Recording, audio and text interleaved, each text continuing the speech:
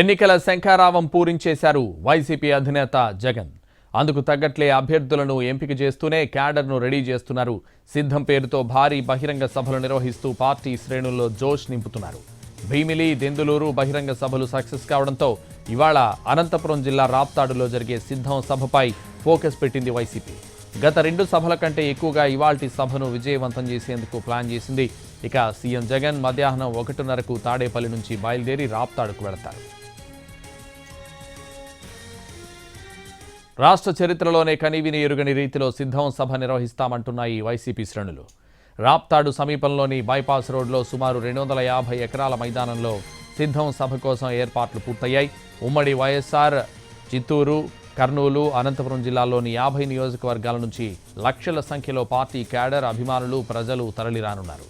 10 లక్షల మంది వస్తారని అంచనా వేస్తుండగా 25 చోట్ల వాహనాల పార్కింగ్ కోసం ఏర్పాట్లు చేశారు. దెందులూరు సిద్ధం సభలో జరిగిన పరిణామాలను దృష్టిలో పెట్టుకుని ప్రత్యేక భద్రతా చర్యలు చేపట్టారు.